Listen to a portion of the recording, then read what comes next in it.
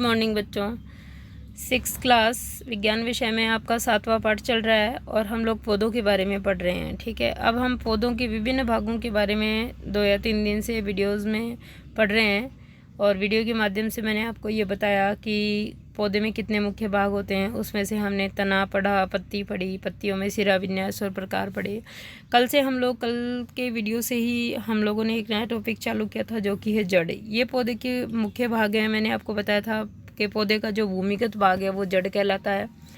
अब देखिए बच्चों, आगे जड़ के विशिष्ट कार्य या जड़ और क्या करती है पौधे के लिए जानने के लिए हम लोग क्रियाकलाप 7 करेंगे आज के वीडियो के माध्यम से। आवश्यक सामग्री: मक्का और चने के बीज, रुई, कटोरी और जल। ये सामग्री आपको ये प्रयोग करने के लिए लेनी है क्रियाकलाप 7 करने के लिए। 2 कटोरियाँ लीजिए। कटोरी कितनी लेनी है? 2। और इनमें भीगी हुई रुई रखिए। एक कटोरी में तो चने के 3-4 बीज और दूसरी में मक्का के दाने रखिए, रख दिए। जल डालकर रुई को हमेशा नम रखिए जब तक कि बीज अंकुरित होकर नवोद्भिद न बन जाए। आप स्प्राउट्स उगाते हो घर में, अंकुरित मूंग चने आपने सबने खाए हैं, बीज आसानी से उग जाते हैं। जब नम रुई में रखोगे आप तो ये नम रुई की वजह से उनका बाहरी आवरण फूलेगा और अंकुर जो है वो प्रस्फुटित हो जाएगा, यानी नया अंकुर उससे विकसित होगा जिसे नवोद्भिद कहेंगे। नवोद्भिद के अंदर भी आपको पता है कि जब भ्रूण जो है नवोद्भिद में बदलता है, जो बीज के अंदर होता है, और जब उगते हैं बीज तो यही भ्रूण नवोद्भिद में बदल जाता है। तो 2 भाग होते हैं इसके। एक भाग नीचे वाला होता है मूलांकुर, जिससे मूल यानी जड़ बनती है, और ऊपर वाला होता है प्रांकुर, जिससे प्ररोह यानी तना, पत्तियां आदि बनती है। तो नवोद्भिद जैसे ही विकसित हो जाए वैसे ही हम क्या करेंगे, देखिए 1 सप्ताह बाद उन्हें खींचकर रुई से बाहर निकालने का प्रयास करेंगे चित्र 7.15 के अनुसार। देखो 7.15 ये है। इस तरह से बच्चों ये बीज जो है ना वो रुई में फंस जाएंगे, अटक जाएंगे। क्यों अटक जाते हैं और इन्हें खींचने में क्यों जोर लगता है? आपने कभी पौधा उखाड़ा है जड़ सहित? तो जड़ सहित पौधा जब आप खींचते हो तो आपको बड़ा ही जोर आता है, ताकत लगानी पड़ती है, क्योंकि जड़ जो है वो मिट्टी में अच्छी तरह से मिट्टी को बांध करके स्थिर हो जाती है, पौधे को स्थिर रखती है, ज़मीन में सीधा खड़ा रखती हैं और उसे उखाड़ना आसान नहीं होता। वैसे ही नवोद्भिदों की जो जड़ें हैं वो रुई को पकड़ लेती हैं, इस कारण इन्हें खींचकर निकालने में दिक्कत होती है। ठीक है, बाहर निकालने का प्रयास कीजिए चित्र 7.15 के अनुसार। क्या नवोद्भिद सरलता से रुई से बाहर खींच आता है? आता है तो क्यों? नहीं आता है तो क्यों? इसका जवाब देना। क्रियाकलाप 6 में हमने देखा कि हम पौधों को भूमि से खींचकर आसानी से नहीं निकाल पाते, उन्हें मिट्टी खोदकर निकालना पड़ता है। जड़ें पौधे को मिट्टी में मजबूती से जमाए या जकड़े रखती हैं।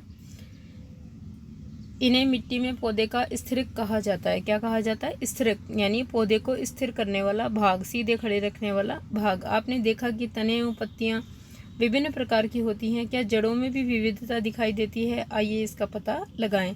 अब हम ये देखेंगे कि चलो जड़ें जो है वो भूमिगत भाग हैं पौधे का, और जल तथा खनिज लवण अवशोषित करती हैं पौधे के लिए, जो तने को देती है, और तने के माध्यम से पौधे के विभिन्न भागों को मिलता है। इसके साथ साथ ही पौधे को स्थिर रखना जड़ों का विशिष्ट कार्य है। तभी तो देखिए जड़ें इतनी विकसित और मजबूत होती है और पौधे को इस तरह से मिट्टी में जमाए रखती है कि तेज आंधी तूफान और जलधारा के साथ भी पौधे गिरते नहीं और सीधे खड़े रहते हैं। तो देखिए हम लोग, क्या सभी जड़ें एक जैसी होती है क्या? इसके लिए क्रियाकलाप हम लोग 8 करेंगे। चलो देखें क्रियाकलाप 8 चित्र 7.16 ए एवं चित्र 7.16 बी को ध्यानपूर्वक परीक्षण कीजिए। अब चने के पौधे की जड़ों को देखिए। क्या यह चित्र 7.16 ए के समान दिखती है अथवा चित्र 7.16 बी की तरह दिखती है? मक्का के पौधे की जड़ें कैसी हैं? जड़ों की आकृतियों के चित्र के साथ मिलान कर खाली स्थान में मक्का अथवा चना लिखिए। चने एवं मक्का की जड़ों में क्या समानता है? वे किस रूप में एक दूसरे से भिन्न है? ऐसा प्रतीत होता है कि जड़ें 2 प्रकार की होती है। क्या जड़ों के कुछ और भी प्रकार हैं? आइए इसका पता लगाएं। देखो बच्चों, ये है 7.16 ए और बी।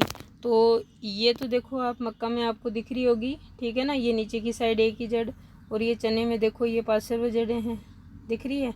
एक जड़ ये मोटी दिख रही है इस तरह से, और उसके बाद में ये पार्श्व जड़ें आपको दिखाई दे रही हैं। तो चलो देखें आगे कि कितने प्रकार की होती है जड़ें। खुले मैदान में जाइए जहाँ बहुत से खरपतवार उग रहे हों। देखो खरपतवार एक थोड़ा बड़ा पौधा होगा तो आपको जड़ों के जो प्रकार है वो आसानी से समझ में आ जाएंगे।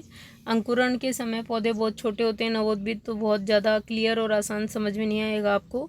तो चलो क्रियाकलाप 9 करेंगे कि खुले मैदान में जाइए जहाँ बहुत से खरपतवार उग रहे होंगे। खरपतवार होते हैं बेकार के पौधे, अनचाहे अनवांटेड प्लांट्स जिनकी ज़रूरत नहीं होती और वो अपने आप उग जाते हैं खाली मैदान या खेतों में। कुछ खरपतवार पौधों की मिट्टी खोदकर निकालिए और जड़ों से मिट्टी धोकर अलग कर उनका निरीक्षण कीजिए। क्या आपने ध्यान दिया कि सभी खरपतवार पौधे की जड़ें या तो चित्र 7.16 की तरह है या चित्र 7.16 की तरह है। ठीक है, तो चलो देखें। ये देखिए 2 खरपतवार हैं, इसमें आप देखो एक के अंदर तो मैं आपको दिखाती हूँ। ये वाला जो है ना मूसला मूल, ये देखो कैसी लंबी जड़ है और उसकी साइड में ये पार्श्व जड़ें। और एक में देखो सभी जड़ें जो है ना इस तरह से एक साथ निकली हुई है, एक बाल जैसी जड़ों का गुच्छा बन गया है। इसमें ना ही तो कोई मोटी जड़ है और ना ही कोई पतली है, जबकि यहाँ पर एक जड़ लंबी आपको दिखाई दे रही है। ठीक है, तो इसका मतलब ये हो गया 2 प्रकार की होती है जड़ें। जो लंबी जड़ आपको चित्र 7.17 में दिख रही है वो मूसला मूल है। इस प्रकार की जड़ों में या इस प्रकार के मूल तंत्र में एक मुख्य जड़ जो अंकुरण के समय विकसित होती है वो गहरी, मोटी और लंबी हो जाती है और उसके साइड से छोटी जड़ें निकलती हैं जिन्हें पार्श्व जड़ें कहते हैं। तो ये जो गहरी, मोटी, लंबी हो जाती है जड़, यही मूसला मूल या टैप रूट कहलाती है। फिर चित्र जो बी है उसके अंदर सारी जड़ें बाल जैसे रेशे एक ही जगह से प्रस्फुटित हुए हैं और गुच्छा सा बन गया है। ठीक है, तो ये होती है, कौन सी जड़ें होती है ये बताओ? रेशेदार, रेशे जैसी है ना, ये रेशेदार जड़ें होती है। इनमें कोई भी जड़ मुख्य नहीं होती, एक जैसी होती है सब, ना कोई मोटी होती है और ना कोई पतली होती है। ठीक है, तो आओ देखें। जिन पौधों की जड़ें चित्र 7.17 मीन्स ऐसी, ये वाली जो होती है ना एक मुख्य जड़ों, ठीक है, उनको क्या कहते हैं? उनकी मुख्य जड़ को मूसला मूल कहते हैं। जो बीचों बीच मोटी है तथा छोटी जड़ों को पार्श्व जड़ें कहते हैं। ये जो साइड में ये जो जड़ें दिख रही है ना आपको, साइड में इस तरह से ये जो छोटी छोटी जड़ें दिख रही है ये पार्श्व जड़ें होती है और ये मूसला मूल है। ठीक, और इधर जो है ना ये सब रेशेदार मूल है, रेशे समान है, सब एक जैसी हैं। तो 2 तरह की जड़ें हो गई। मूसला मूल किसे कहते हैं? एक जड़ या मुख्य जड़ जो लंबी होती है, ठीक है, थोड़ी मोटी होती है, गहराई तक पाई जाती है, मूसला मूल कहलाती है। तथा छोटी जड़ों को पार्श्व जड़ें कहते हैं जो मूसला मूल से विकसित होती हैं। जिन पौधों की जड़ें चित्र 7.17 के समान है उनमें कोई मुख्य जड़ नहीं होती है, सभी जड़ें एक समान ही दिखाई देती हैं। ठीक है, इन्हें झकड़ा जड़ अथवा रेशेदार जड़ कहते हैं। झकड़ा मतलब गुच्छा होता है। ठीक है, एकत्रित किए गए खरपतवार पौधों को उनकी जड़ के आधार पर 2 समूह में छांटिए। मूसला जड़ वाले पौधे को समूह ए में और रेशेदार जड़ वाले पौधे को समूह बी में रखिए। समूह ए के पौधों की पत्तियों को देखिए, इनका सिरा विन्यास किस प्रकार का है। समूह बी के पौधों की पत्तियों का सिरा विन्यास किस प्रकार का है। यानी ऐसे पौधे जिनमें मूसला मूल पाई जाती है उनका सिरा विन्यास कैसा है पत्तियों का, और ऐसे पौधे जिनमें रेशेदार जड़ें पाई जाती उनका कैसा है, ये देखना आपको। बूझो क्या कह रहा है? बूझो के मस्तिष्क में एक अजब विचार आया। यदि वह जानना चाहता है कि पौधे की जड़ किस प्रकार की होगी तो उसे उस पौधे को उखाड़ने की आवश्यकता नहीं है, वह पौधे की पत्तियों को देखकर इसका उत्तर दे सकता है। क्या कहा बूझो ने? कि अगर अलग अलग प्रकार की सिरा विन्यास पाए जाते हैं अलग अलग प्रकार की जड़ व्यवस्था वाले पौधे का, तो पत्ती देख के ही पौधे के की जड़ों के बारे में बताया जा सकता है कि इसमें मूसला मूल होगी या रेशेदार मूल होगी, है ना। उसे उखाड़ने की ज़रूरत नहीं पड़ेगी, ऐसा बूझो कह रहा है। क्या आपने ध्यान दिया कि पौधे की पत्ती के सिरा विन्यास एवं जड़ के प्रकार में एक रोचक संबंध है। क्या उन सभी पौधों जिनका आप अध्ययन कर चुके हैं कि पत्तियों का सिरा विन्यास एवं जड़ के प्रकार को सारणी 7.2 में सही रूप से भर सकते हैं? देखिए ये 7.2 है, पौधे का नाम, फिर सिरा विन्यास कैसा है, फिर जड़ का प्रकार कैसा है। हमने देखा कि जड़ें मिट्टी से जल का अवशोषण करती है तथा तना जल एवं खनिज को पत्ती एवं पौधे के अन्य भागों तक पहुंचाती है। पत्तियां भोजन संश्लेषित करती है, सब जानते हैं। प्रकाश संश्लेषण द्वारा पत्तियां भोजन बनाती है। यह भोजन तने से होकर पौधे के विभिन्न भागों में संग्रहित हो जाता है। इस प्रकार की कुछ जड़ों जैसे गाजर, मूली, शकरकंद, ये देखो ये जड़ों के प्रकार हैं जो भोजन संचय के कारण फूल जाती है और खाने के काम में आती है, जैसे गाजर, मूली, शकरकंद, शलजम एवं टेपियोका। आदि को हम खाते हैं। हम पौधे के अन्य भागों को भी खाते हैं जहाँ पर भोजन भंडारित होता है। तो इस तरह से जड़ है, गाजर जो है वो जड़ है एक प्रकार की, जो भोजन संचय के कारण फूल जाती है और हम खाते हैं। मूली भी जड़ है, शकरकंदी, शलजम, ये सब जड़ें हैं। ठीक है, क्या आप इस बात से सहमत हैं कि तना दो तरफा मार्ग चित्र 7.18 की तरह कार्य करता है? चित्र में लिखिए कि तने से कौन से पदार्थ ऊपर की ओर जाते हैं और कौन से नीचे की ओर आते हैं। अगले परिच्छेद में हम पुष्प की संरचना का अध्ययन करेंगे। तो ये देखा बच्चों आपने, हमने जड़ों के प्रकार पढ़े हैं आज। दो तरह के जड़ तंत्र होते हैं, मूसला मूल तंत्र और रेशेदार मूल तंत्र। मूसला मूल कैसी होती है? इसमें एक मुख्य जड़ पाई जाती है जो थोड़ी गहरी होती है और मोटी होती है। ठीक है, और उससे पार्श्व जड़ें विकसित होती है।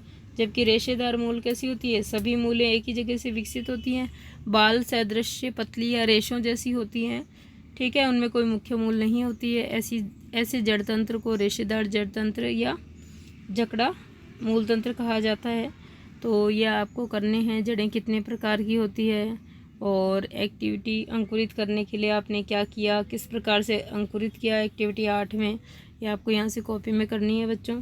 अब कल के वीडियो से हम लोग जो है पुष्प की पौधे की मुख्य संरचना है जो कि पुष्प, अभी तक तो हम कायिक भाग पढ़ रहे थे, लेकिन पुष्प जो है पौधे का जनन भाग होता है, उसके विषय में पढ़ना प्रारंभ करेंगे। तो ओके स्टूडेंट्स, यहाँ से ये होमवर्क आपको करना है। और बच्चों, वीडियोस के व्यूज़ बहुत कम आ रहे हैं, इसका मतलब सब लोग ध्यान नहीं दे रहे हो। आप ये सोचते हो कि जब स्कूलें खुलेंगी तो नए सिरे से ही हम लोग पढ़ेंगे, लेकिन ऐसा नहीं कहा जा सकता है कि महामारी जो है कोरोना की वो कब तक चलेगी और कब तक सब नॉर्मल हो पाएगा। तो इसीलिए आपको जो है ऑनलाइन स्टडीज़ कराई जा रही है। ऑनलाइन स्टडीज़ कराई जा रही है, सब कुछ वैसा ही है जैसा कि ऑफलाइन क्लासेस में होता है। फ़र्क सिर्फ इतना है कि आप और हम आमने सामने नहीं हैं, तो कोई फ़र्क नहीं पड़ता। इससे मेरी आवाज़ आप सब तक पहुंच रही है, चित्र आपको जो किताब के हैं वो दिखाई दे रहे हैं। तो ज़्यादा से ज़्यादा देखें वीडियोज़ को, और वीडियोस को देख करके जो काम आपको दिया जा रहा है वो भी करें, क्योंकि मे भी पॉसिबल हो सकता है आपके ऑनलाइन ही एग्जामिनेशन हो। जो फर्स्ट टेस्ट हैं, सेकंड टेस्ट हैं, अगर अभी आप नहीं करेंगे होमवर्क और नहीं वीडियोस को देखेंगे तो आपको कोई भी चीज़ समझ में नहीं आएगी, और फिर कैसे आप क्वेश्चंस के आंसर देंगे, ये बताइए। तो ज़्यादा से ज़्यादा देखें, जो बच्चे नहीं देख रहे हैं वीडियो वो भी वॉच करें, पढ़ें, इसको ध्यान से सुने। इसके दौरान जो होमवर्क दिया जाता है, ऐसा नहीं समझे केवल वीडियो है, वीडियो के बीच में ही मैं आपको होमवर्क देती हूँ, तो वो भी आप कर लें कॉपी में। Okay students.